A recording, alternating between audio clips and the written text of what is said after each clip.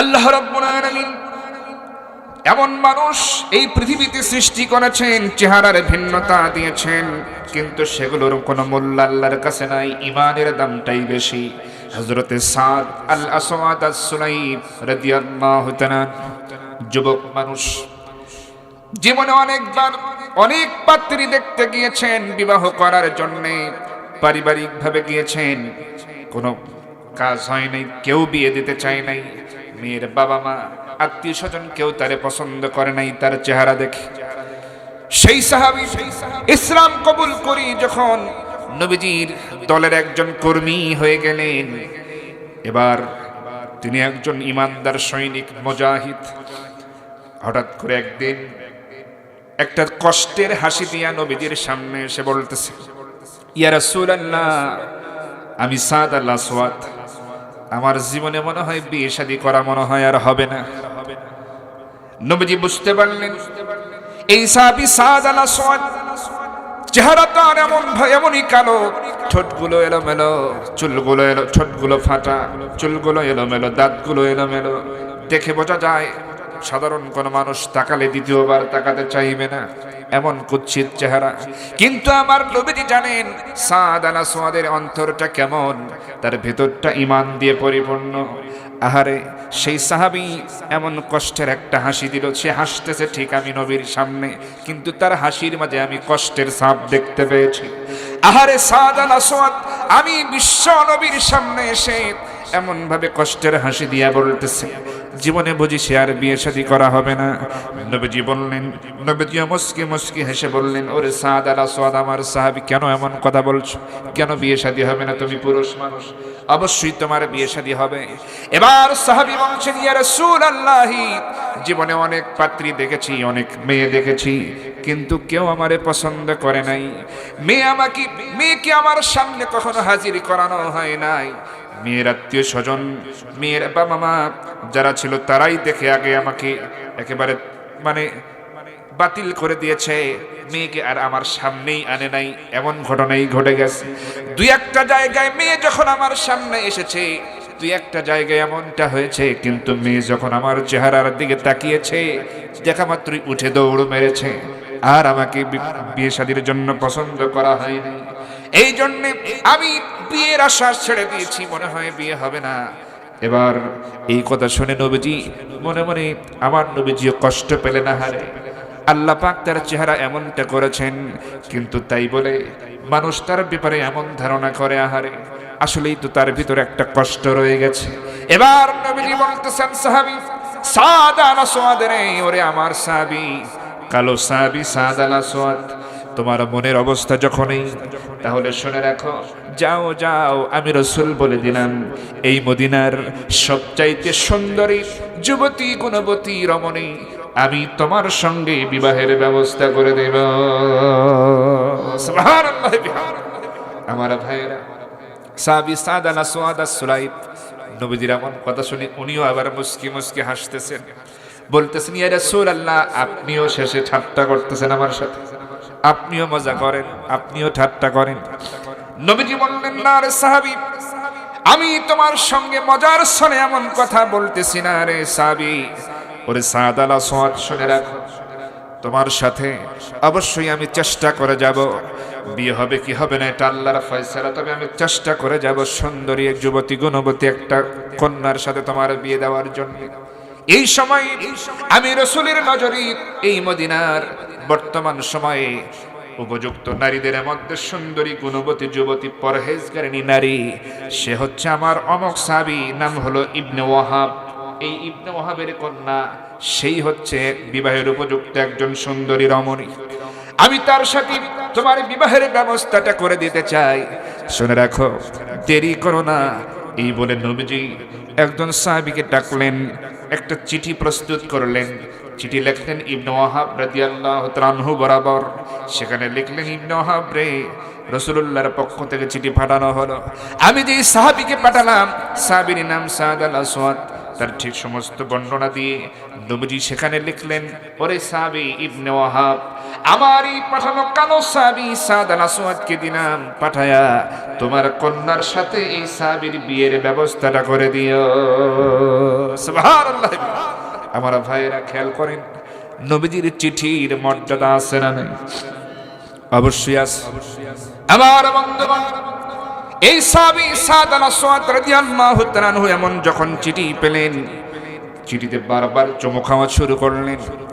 আহারে, চিঠি কোথায় রাখবেন, কোথায় থুবেন, কোথায় রাখবেন, তিনি চিন্তায় পড়ে গেলেন। বুকের সাথে জড়ায় রাখছেন, চুমু খাচ্ছেন, চোখে লাগাচ্ছেন। এবার হযরত সাদ আল আসওয়াদ রাদিয়াল্লাহু তাআলা আনহু এই অবস্থা যখন নবীজি দেখতেছেন, সাদ আল আসওয়াদ রে, তুমি দেরি করো না, চলে যাও ইবনে ওয়াহাবের বাড়িতে। এবার সাহাবী সাদ আল আসওয়াদ রওনা করলেন, ঠিকানা অনুযায়ী চলে গেলেন হযরতে ইবনে ওয়াহাব রাদিয়াল্লাহু তাআলা আনহুর বাড়িতে চলে গেলেন। বাড়িতে গিয়া বাড়ির উঠানের ভিতর থেকে সালাম দিলেন। সালাম দিয়ে বলছেন, চাচা বাড়িতে আছেন নাকি? আমি এসেছি রাসূলুল্লাহর পক্ষ থেকে। এবার সালামের জবাব দেওয়া হলো। ঘরের ভিতর থেকে বের হয়ে আসলো একজন, তিনি হচ্ছেন ইবনে ওয়াহাব। এসে যখন উঠানের দিকে দাঁড়ালেন, তাকিয়ে দেখলেন ইবনে ওয়াহাব দেখতেছেন একজন কালো কুৎসিত চেহারার একজন যুবক মানুষ দাঁড়ানো। তার কাছে চলে গেলেন, তার সঙ্গে কথা বলার জন্য কাছে গেলেন। এবার শুনতে চাইলেন, পরিচয় জিজ্ঞেস করলেন। তিনি বললেন, আমি সাদ আল আসওয়াদ, নবীজি আমাকে পাঠায়া দিয়েছেন। এবং বুক থেকে, পকেট থেকে সেই চিঠিটা বের করে বলতেছেন, চাচা এই নেন রাসূলুল্লাহর পক্ষ থেকে চিঠি, চিঠিটা নেন আর ব্যবস্থা করে দেন। সুবহানাল্লাহ। কারণ সাহাবীরা মনের বিশ্বাস, যেহেতু নবীজি চিঠি লিখেছেন অবশ্যই কাজটা হয়েই যাবে, মনে তার আনন্দ ফুর্তি। এবার বুঝি বিয়েটা আমার হয়েই যাবে। জীবনে বহু চেষ্টা করেছে, বিয়ে করার জন্য পারে নাই। এবার সাহাবী যখন চিঠিখানা দেয়, ইবনে ওয়াহাব রাদিয়াল্লাহু তাআলা আনহু যখন চিঠি হাতের মধ্যে নিলেন, তিনিও চুমু খাওয়া শুরু করলেন। কারণ নবীজির পক্ষ থেকে পাঠানো চিঠি, তিনিও সম্মান করলেন, চোখে লাগালেন, চুমু খেলেন। চিঠি খুলে হযরত ইবনে ওয়াহাব রাদিয়াল্লাহু তাআলা আনহু জোরে জোরে তেলাওয়াত করতেছেন, পাঠ করতেছেন, যে বাহিরে ঘরের ভেতরে যারা আছে তারাও শুনতে পাচ্ছে সেই চিঠির কথাগুলো। তিনি পড়তেছেন, লেখা আছে রাসূলুল্লাহর পক্ষ থেকে চিঠি ইবনে ওয়াহাবের প্রতি। ওরে ইবনে ওয়াহাব, আমার পক্ষ থেকে যেই সাহাবী পাঠানো হলো সাদ আল আসওয়াদ, তাকে পাঠালাম পাত্র হিসেবে। তোমার ঘরে যে বিবাহের উপযুক্ত কন্যা আছে, তুমি বলেছিলে সুন্দরী যুবতী গুণবতী রমণী তোমার কন্যা আছে, তার সাথে এই সাহাবীর বিয়ের ব্যবস্থাটা করে দিও। এমন কথা, আরো কিছু কথা যখন বলা আছে, নবীজি এমন কথা চিঠিতে সব বলে দিয়েছেন। সব কথা এই সাহাবী উচ্চ স্বরে পাঠ করতেছে। ঘরের মধ্যে যারা ছিল সবাই শুনে ফেলেছে। ইবনে ওয়াহাবের স্ত্রী শুনেছেন, মেয়ে শুনেছেন, আরো যারা ছিল সবাই শুনেছেন। এবার এই চিঠিখানা নিয়া ঘরের মধ্যে গিয়া মনে মনে ভাবতেছেন, অন্তত মেয়ের কাছ থেকে একটু জিজ্ঞেস করে নেওয়া দরকার। কারণ হলো বিয়ে শাদীর ব্যাপারে ছেলে এবং মেয়ে উভয়ের মতামত নেওয়ার প্রয়োজন আছে না? কথা বলেন, আছে না? অবশ্যই আছে, অবশ্যই আছে। কারণ মতামত না নিয়ে যদি আপনি করেন, বিশেষ করে এই জামানায় দেখবেন বিয়ে শাদী ঠিক করছেন, রাতের বেলায় হয় ছেলে হারায় গেছে, না হয় মেয়ে হারায় গেছে। এমন ঘটনা ঘটে কি ঘটে না? এজন্য চেষ্টা করতে হবে তাদের মতামতটা নেওয়ার জন্য। এবার এই ইবনে ওয়াহাবের কন্যার কাছে তিনি নিজেই পিতা হয়ে গেলেন। চিঠিখানা নিয়া, চিঠিখানা তার হাতের মধ্যে আছে। মেয়েকে বলতেছে জানালাটা ফাঁক করে। মেয়ে তো জানালা দিয়ে আগেই একটু দেখে নিয়েছেন, কিন্তু বুঝতে পারেননি যে একটা যুবক ছেলে দাঁড়ানো উঠানোর মধ্যে সালাম দিয়েছে আব্বাকে লক্ষ্য করে। জানালা দিয়ে উকি মেরে দেখে ফেলেছে।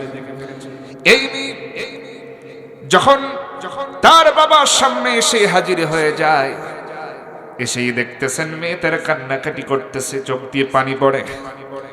ইবনে ওয়াহাব রাদিয়াল্লাহু তাআলা আনহু ভাবলেন, মনে হয় চিঠির কথাগুলো শুনে আমার মেয়ে কাঁদছে। কারণ এমন একটা ছেলের সঙ্গে, যুবকের সঙ্গে নবীজি বিবাহের ব্যবস্থাটা করে দিয়েছেন, যেই ছেলেটা কি সাধারণ কোনো মানুষ পছন্দ করবে না। চেহারা সুন্দর নয়, চুলগুলো এলোমেলো, দাঁতগুলো এলোমেলো, কালো এবং ঠোঁট ফাটা, পা ফাটা, এরকম চেহারা, কুৎসিত চেহারার মানুষকে কেউ তো বিয়ে করতে চাইবে না সহজে। আমার মেয়ে মনে হয় জানালার ফাঁক দিয়ে দেখা মাত্রই হয়তো অপছন্দ হয়েছে, এজন্য মনে হয় বিয়েতে রাজি হবে না, সেই জন্যই কাঁদতেছে। পিতা এবার ইবনে ওয়াহাব এবার বলতেছে, ওরে আমার কন্যা, যে কথা বলতে এসেছি বলার আগেই দেখতেছি তোমার চোখে পানি, কারণটা কি? ও আমার কন্যা, ও আমার কলেজার টুকরা মেয়ে, তুমি জেনে রাখো আমি বাবা হয়ে তোমার প্রতি কোনো কিছু চাপিয়ে দেব না। নবীজি তোমার জন্য একজন ছেলেকে পছন্দ করে পাঠিয়ে দিয়েছেন, তোমার নামটাও বলে দিয়েছেন। নবীজি তোমার সাথে এই যুবক ছেলের বিয়ের ব্যবস্থাটা করার জন্য বলে দিয়েছেন। সুতরাং ও আমার কন্যা, তুমি কি এই ছেলেকে বিয়ে করার জন্য রাজি আছো কিনা? যদি না থাকো তাও বলো, প্রয়োজনে আমি নবীজির কাছে পাল্টা আর একটা চিঠি লিখে দেব। তুমি যে রাজি না এই কথা আমি বলবো। এই কথা শোনা মাত্রই তার মেয়ে ঘুরে দাঁড়িয়েছে, দাঁড়িয়ে বলতেছে, আব্বাজান এমন কথা বলবেন না, খবরদার আব্বাজান এমন কথা যেন না বলেন। আব্বাজান মেহেরবানি করে চুপ হয়ে যান, কারণ হলো আমি যেই কারণে কাঁদতেছি এই কারণটা তো অন্যরকম, অন্য কারণে আমি কাঁদতেছি। কারণ হলো আব্বাজান খেয়াল করেন, এই মদিনার অনেক তো সুন্দরী নারী আছে, মেয়ে আছে, অনেক বাবারই তো সুন্দরী কন্যা আছে, কিন্তু আমি আশ্চর্য হয়ে গেলাম আর আমি এই জন্য খুশিও হয়ে গেলাম। অনেক মেয়ে আছে, অনেক যুবতী গুণবতী নারী আছে এই মদিনায়, আল্লাহর নবী তাদের কথা না বলে, তাদের কথা না ভেবে স্বয়ং আল্লাহর নবী আমার বিয়ের কথা নিয়েও চিন্তা করেছে। সুতরাং আব্বাদান আপনাকে সামনে রেখে স্পষ্ট আমি ঘোষণা দিয়ে দিলাম, আমার যদি বিয়ে হয় তাহলে ওই রাসূলের পাঠানো ওই ছেলের সঙ্গেই আমার বিয়ে দিতে হবে। কারণ তার চেহারা যাই হোক না কেন, চেহারা খারাপ হতে পারে, আল্লাহর নবী যাকে পাঠিয়েছে অবশ্যই তার ঈমান দুর্বল হবে না, তার ঈমানটা মজবুত আছে। সুবহানাল্লাহ। অবশ্যই তার ভেতরটা অনেক আলো দিয়ে ভরা, চেহারা দিয়ে কি হবে, ভেতরটা তার আলোকিত। আমার ভাইয়েরা খেয়াল করুন, আল্লাহ রাব্বুল আলামিন কার ভিতরে কি কেমন ঈমান দিয়েছেন। এই মহিলাটা কি জবাব দিল? বাবা তো হতবাক হয়ে গেছে, আরে আমার মেয়েটা তো আসল কথাই বলেছে, কারণ চেহারার তো কোনো দাম নাই, ঈমানের দামটাই আল্লাহর কাছে সবচাইতে বেশি প্রিয়। এবার বিবাহের জন্য মেয়ে বলে, আপনি ছেলেকে জানিয়ে দেন আমি রাজি হয়ে গেলাম। এবার ইবনে ওয়াহাব যখন চলে আসলেন, সাহাবীকে বললেন, সাহাবী তোমার কপাল খুলে গেছে, আমার মেয়ে তো তোমাকে বিবাহের জন্য রাজি হয়ে গেছে। সুবহানাল্লাহ। সাহাবী আর দেরি করে নাই, এক দৌড়ে নবীজির কাছে চলে গেছে। নবীজির কাছে যখন গিয়েছি, সাহাবী বলতেছে, ইয়া রাসূলুল্লাহ মেহেরবানি করে আমার কথাটা শুনুন, মেয়ে তো বিয়ের জন্য রাজি হয়ে গেছে, তাহলে কি করণীয়, আমার কি করা লাগবে? ইতিমধ্যেই আমার নবীজির কাছে একটা যুদ্ধের ডাক এসেছে। নবীজির সমস্ত সাহাবীর কাছে সেই যুদ্ধের প্রস্তুতি নেওয়ার ঘোষণা দিয়ে দিয়েছেন। কিন্তু আমার নবীজি এই সাহাবী সাদ আল আসওয়াদ কি এই যুদ্ধের কথাটা বলেন নাই, কারণ আমার নবীজি চাচ্ছেন সাহাবীর জীবনের একটা ইচ্ছা, আশা, সে বিয়ে করবে, সংসারী হবে। এই জন্য আমার নবীজি এই সাহাবীকে যুদ্ধের কথাটা গোপন রেখেছেন, আড়াল করে রেখেছেন, বলেন নাই। হঠাৎ করে যখন এই যুদ্ধের প্রস্তুতি চলতেছে, নবীজি তার কাছ থেকে আড়াল করলেন, এই সাহাবীর জীবনের ইচ্ছাটা পূর্ণ করার কথা ভাবলেন নবীজি। এবার সাহাবী যখন বললেন, ইয়া রাসূলুল্লাহ কি করব এখন? নবীজি বললেন, তাহলে কি আর করা, বিয়ের জন্য সব বন্দোবস্ত করা লাগবে। কি করা লাগবে? নবীজি বললেন, টাকা কড়ি প্রয়োজন, মহরানা প্রয়োজন, বাজার প্রয়োজন, সেগুলো করো। সাহাবী বলতেছেন, ইয়া রাসূলুল্লাহ তাহলে সব কে করবে? আমার তো কিছু নাই, আপনি তো আমার সব। নবীজি বললেন, দাঁড়াও, ব্যবস্থাটা হয়ে যাবে। আমার নবীজি দুইজন সাহাবীকে ডাকলেন। একজন সাহাবীকে ডাকলেন হযরতে নোমান রাদিয়াল্লাহু তাআলা আনহু, তাকে ডেকে বললেন, নোমান তোমার এই সাহাবী, তোমার এই ভাই আমার সাহাবী সাদ আল আসওয়াদের বিয়ে হবে, একটু সহযোগিতা করো। তিনি 200 দিরহাম দিয়ে দিলেন। এরপরে হযরতে ওসমান রাদিয়াল্লাহু তাআলা আনহুর কাছে পাঠানো হলো, তিনিও 200 দিরহাম দিলেন। কত হলো বলে? 400 দিরহাম নবীজি তার হাতের মধ্যে দিলেন, বললেন, সাদ আল আসওয়াদ মদিনার বাজারে চলে যাও, বাজার করো, বিয়ের ব্যবস্থাটা সেরে ফেলো। আমি রাসূলকে পাবে না, আমি ব্যস্ত থাকবো, দিনের কাজে দূরে যাব। নবীজি যুদ্ধের কথাটা আড়াল করে রাখলেন। আমার ভাইরা, সাহাবী এই 400 দিরহাম নিয়ে খুশিতে বাজারের দিকে রওনা হয়ে যায়। বাজার করতেছেন, যেই দোকানে গেলে বিয়ের জন্য অনেক কিছু কিনতে পাওয়া যায়, বিয়ের জন্য নারীদের জন্য যা যা প্রয়োজন সব কিছু কিনতে পাওয়া যায়। এমন দোকানে গেলেন, এগুলো কিনতেছেন, অর্ডার করতেছেন, হঠাৎ করে তার কানের কাছে কে যেন বলে গেল, ওরে সাদ আল আসওয়াদ, ওরে সাদ আল আসওয়াদ, ভালোই তো বিবাহের জন্য প্রস্তুতি নিচ্ছ, ভালোই তো বিয়ের বাজার করতেছো রে সাদ আল আসওয়াদ, তুমি কি জানো নাকি যুদ্ধের ময়দানে, জিহাদের ময়দানে যুদ্ধের কিন্তু ডাক এসেছে। এমন কথা কে যেন তার কানের কাছে বলে গেল। হযরত সাদ আল আসওয়াদ এদিক সেদিক তাকালেন, কে এমন কথা বলল, কে বলে গেল, কাউকে খুঁজে পেলেন না। তিনি ভাবলেন, আহারে বিয়ের বাজার করতে এসেছি, যুদ্ধের ডাক এসেছে।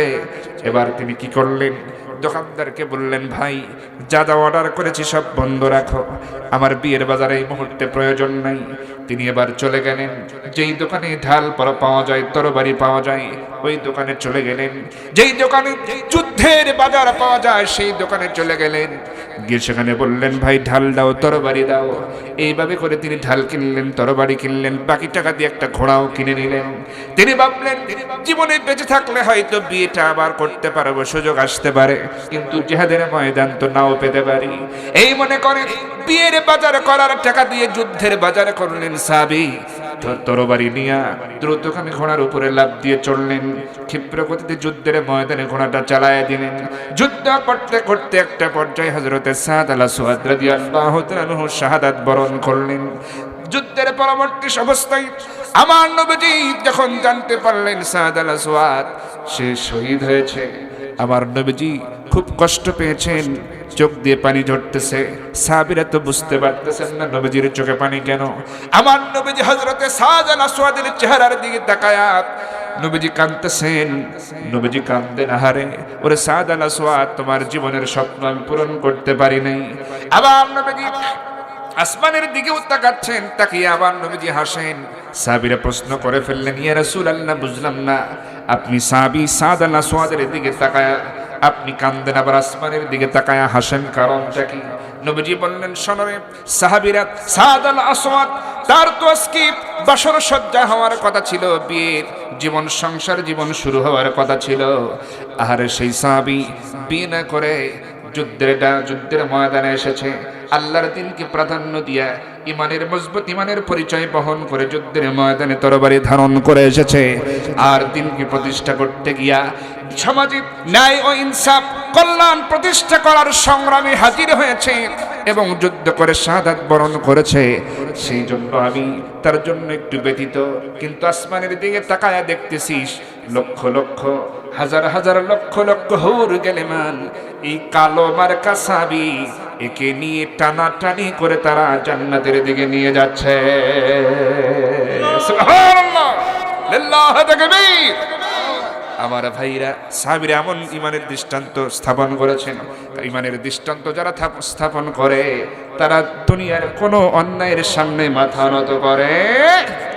আমার ভাইরা, এই যে সদ্য